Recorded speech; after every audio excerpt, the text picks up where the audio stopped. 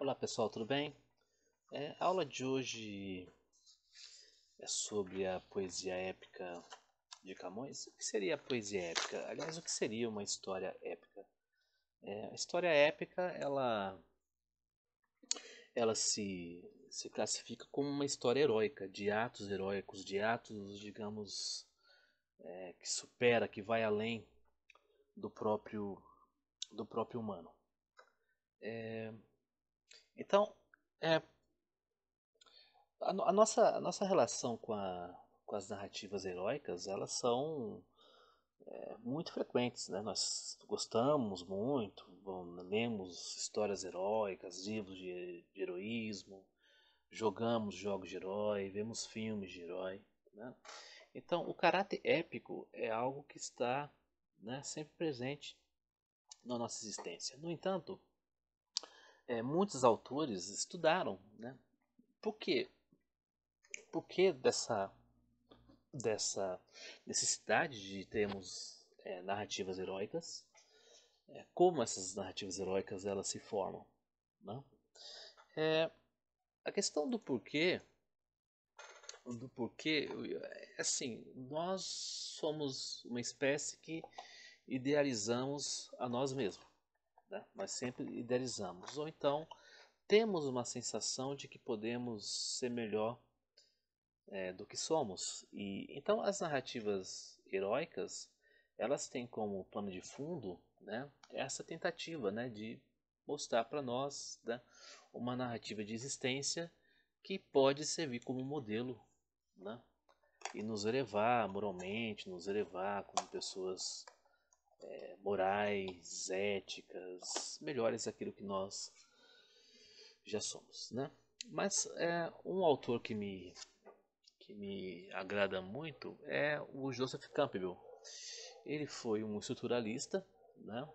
Ele foi um estudioso, né, das narrativas heróicas e ele elaborou um esquema. Ele leu muitas histórias, desde a Grécia Antiga até os dias, né, contemporâneos dele, e ele fez um esquema de como essa narrativa heróica ela se constitui, né, dentro do seu enredo. Então, no primeiro momento, né, nós temos esse ciclo aqui, a vida ordinária. O que é a vida ordinária? O herói está ali numa vida comum, numa vida em que ele não é o herói, né, numa vida que ele não está exercendo o seu poder, ou não está ali fornecendo ao mundo, às pessoas, as suas qualidades, né? Depois há ali, né, um chamado à aventura, né? Que é a aventura, né? A narrativa heróica. Num primeiro momento ele recusa o chamado, depois ele encontra-se com um mentor, né? Ou ele tem uma ajuda sobrenatural que vai despertar para a consciência de que ele não pode recusar esse chamado, ele tem que ir realmente para essa aventura. Então ele vai atravessar o primeiro limiar, quer dizer, aí ele vai entrar no mundo desconhecido, que é o mundo da aventura, né? Aqui se falou o ventre da baleia. O ventre da baleia tem como faz uma remissão à história de Jonas, né? Jonas e a baleia, uma história bíblica, né? E aí ele vai passar por testes, aliados, inimigos, né? Ele vai passar por esses testes e aí vai ter essa preparação que decorre desses testes, né? Desses testes, desse ganho de aliados e ao mesmo tempo enfrentamento de inimigos, até chegar na aprovação suprema, que é o grande teste, né? É a grande tarefa desse herói, né, dentro da sua missão. Haverá recompensa, haverá a volta, haverá a ressurreição e depois nós vamos ter o retorno do herói àquela sua vida. É claro que esse esquema ele não se encaixa em todas as narrativas. Um ou outro elemento vai faltar. Mas até aqui nessa preparação, né, todas as narrativas de herói têm essa visão. A partir daqui da aprovação suprema é que nós podemos ver se aqui vai ter realmente essa recompensa ou como vai se dar essa recompensa, se o herói vai voltar, se o herói vai ressuscitar, se o herói vai retornar, né? No mundo contemporâneo nós vimos que não, né, algumas histórias não são bem assim. Então um exemplo de história, de uma história que se encaixa nesse esquema é o Vingadores Ultimato, né? Eu acredito que todos vocês viram, né? Quem não viu, eu já vou adiantando que haverá alguns spoilers aqui, né?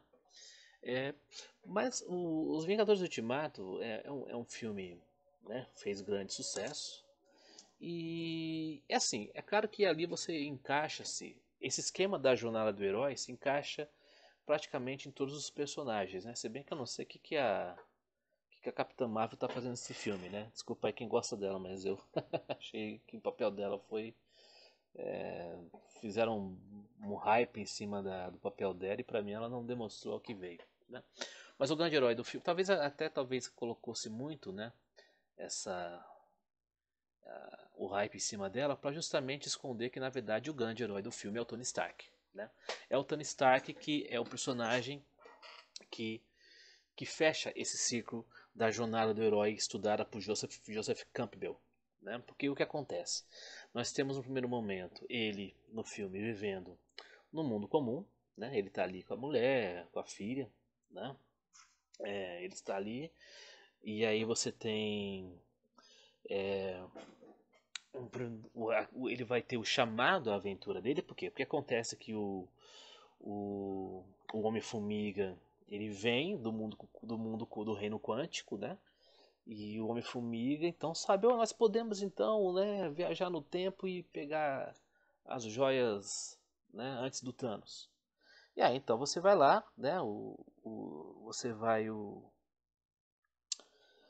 você vai ter os heróis que vão lá chamar o Tony Stark, né? Para para para reverter a situação, né?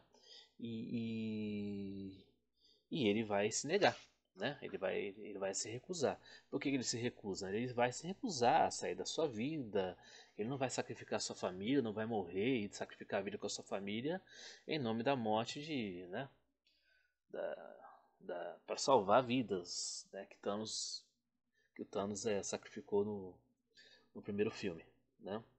E uma outra curiosidade é que o Thor, né? O Thor, ele também está numa vida lá comum, né?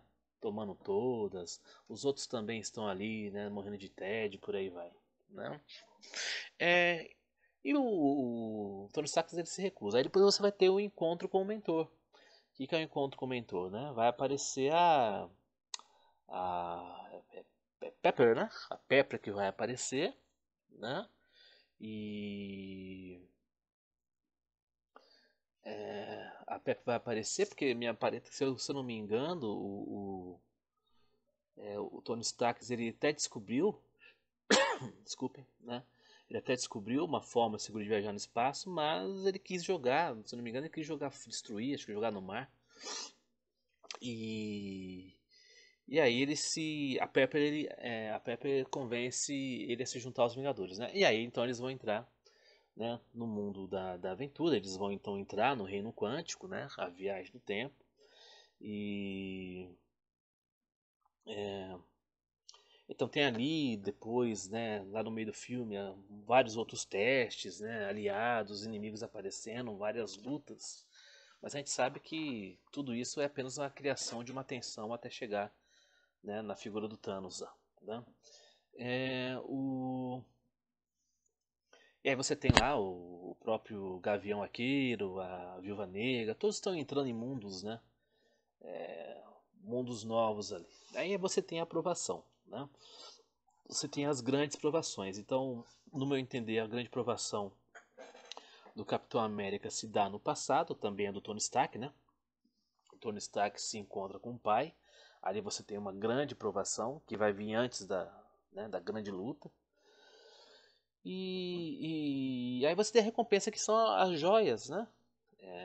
Que são as joias da que eles conseguem, né? E todos saem ali, né? O próprio Tony Stark, né? Ele elabora uma luva, né? A luva é também uma das recompensas, né? De toda essa trajetória deles. E aí você vai ter o caminho de volta. No caminho de volta, aí você tem, né? O grande momento, né? Que vai ser o quê? O grande momento é a luta contra o Thanos, né? Que é uma luta não tão é uma luta épica, né? Aí você tem a ressurreição, né? É, E esse momento de ressurreição no filme acontece em vários níveis, né? Com Capitão América, é, é, o, os próprios heróis voltando, a própria Capitã Marvel, né? Ela também ali naquela parte ela tem uma, vamos ser justos com ela, né? Ela tem uma parte muito interessante, né? E, e é claro, depois de todos aqueles heróis, né? Voltando de volta, né? E ali você tem o sacrifício do Tony Stark, né? Que pra mim é a grande provação dele, né? Você pode ver que são vários elementos da jornada de herói que, né, que se pontuam dentro do filme, né? Então você vê que, por exemplo, você tem esta jornada do herói, mas o roteirista ele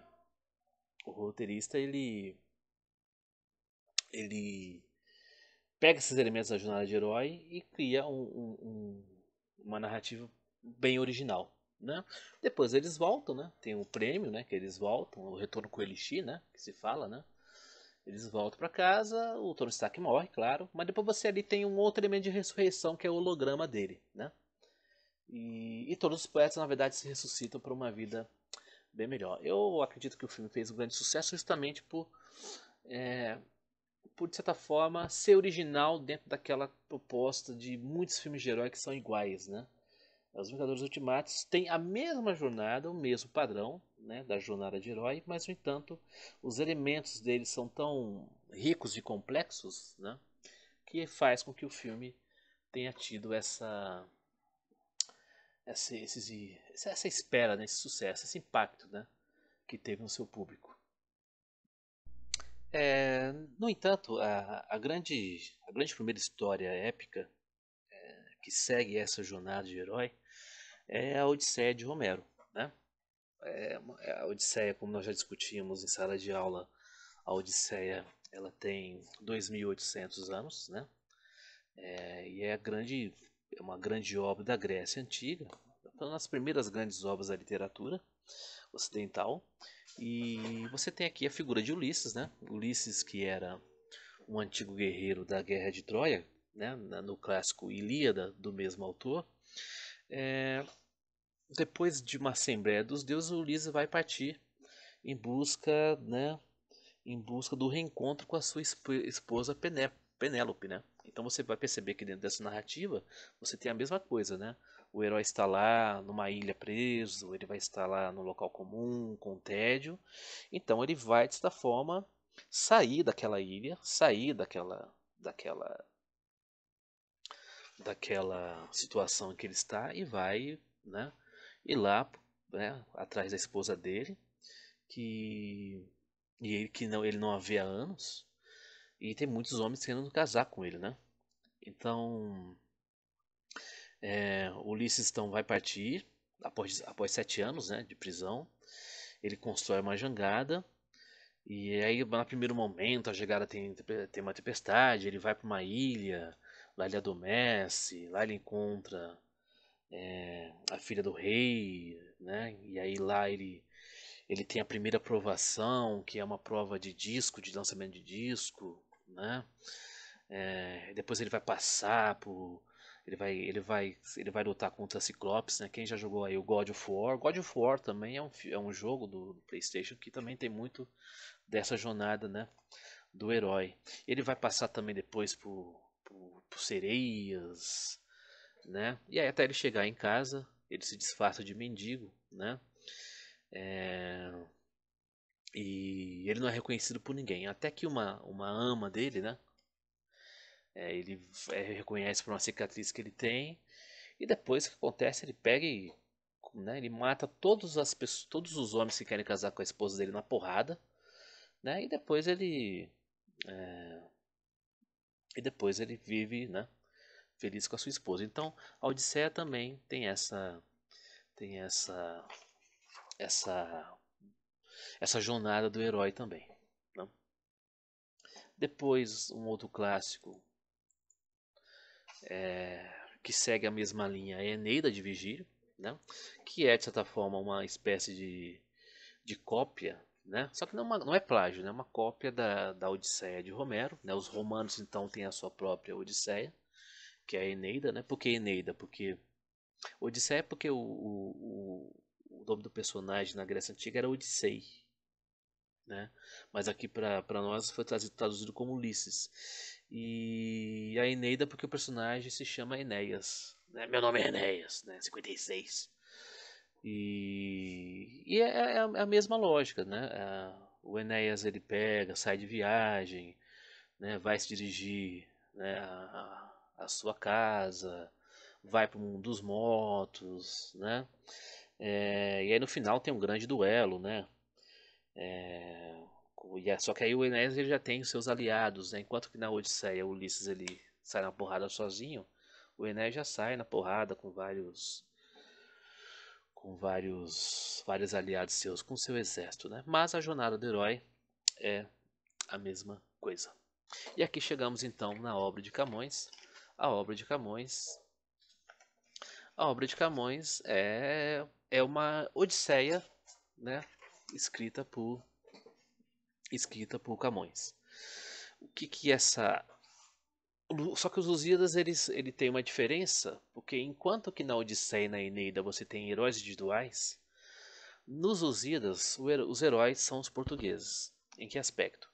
É uma ode à colonização que os portugueses fizeram quando eles eram império.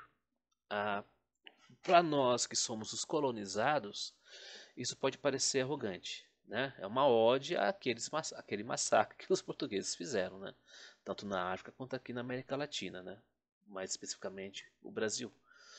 No entanto, isso nós podemos discutir na aula de história, na aula de sociologia, né? Porque nós vemos como a literatura ela pode, né, estar a favor também de genocídios. No entanto, não é essa questões Lusíadas. Os Lusíadas ele vai pegar elementos épicos, né, da Grécia e da Roma antiga e vai contar este heroísmo dos portugueses. Para nós que somos brasileiros, né, nheque, né? Mas a obra ela tem uma importância literária, né? Então, no primeiro momento, você tem a apresentação dos navegadores portugueses, né? E aí esse livro quase foi censurado pela Igreja Católica porque esse livro ele era pagão, ele tem muitos elementos da mitologia grega e romana, né? Depois o poeta ele vai invocar o auxílio das musas, né? É, Começa então a viagem, né, do Vasco da Gama em direção às terras a serem descobertas, né? É, então o Vasco da Gama se dirige ao Cabo da Boa Esperança no intuito de alcançar a Índia. Os lusíadas são auxiliados por deuses, por Vênus, por Marte, né? Aqui você tem toda a mitologia romana, por Baco, por Netuno. E os heróis lusitanos passam por diversas aventuras, sempre comprovando, aí temos aquelas provações da jornada dos heróis, né, seu valor e fazendo prevalecer sua fé cristã. É um livro que tem a própria fé cristã juntamente com a com a mitologia romana, né? E aí você tem vários fatos heróicos, né? Completada a viagem, eles são recompensados pela deusa Vênus, né? Com um momento de descanso e prazer na Ilha dos Amores, né? Verdadeiro paraíso natural que era muito lembra a imagem que então se fazia do recém-descoberto Brasil, né? É claro que depois a gente vai ver da história que os portugueses na verdade não tiveram Ilha do Amor, né? Não foi uma Ilha dos Amores, né? Os portugueses estupraram muitas índias aqui, né? E essa é a recompensa, né? E depois o tom épico, né? O tom épico do poema se dá nisso. É claro que depois Vasco da Gama vai voltar, mas acredito que nós temos dois momentos no Lusíadas que são momentos em que vê que o Camões não era otário. Você tem o canto 5, que tem o velho do Restelo. Antes da partida do Vasco da Gama, o velho do Restelo critica e muito essa questão das colonizações. O velho do Restelo já ali denuncia como essa colonização portuguesa foi feita em nome de morrer, porque muitos portugueses morreram nessas viagens com essas naus e, ao mesmo tempo, os portugueses mataram muitas pessoas. E no final, né, dos Lusíadas, você tem, né, o tom épico do poema é deixado de lado e Camões passa a lamentar a situação, né, de Portugal, porque Portugal ali estava em decadência. Na verdade, Portugal estava, né, sobre digamos assim, né, todos os impérios eles caem decorrente da sua própria, né, da sua própria avareza, né, da sua própria vontade de poder, vontade de economia, né, crescimento, e toda a colonização ela é insustentável, né? Então Camões ele acaba o poema de certa forma já se dando conta que Portugal já não era uma grande nação, né? Sinal de que Camões também não era um poeta estúpido nesse aspecto, né? Então pessoal, essa foi a minha aula, né, sobre os Lusíadas, tá? Espero que vocês fiquem bem, tá? Cuide da higiene, lave as mãos, deixo aqui um abraço para as famílias e até a próxima. Beijão.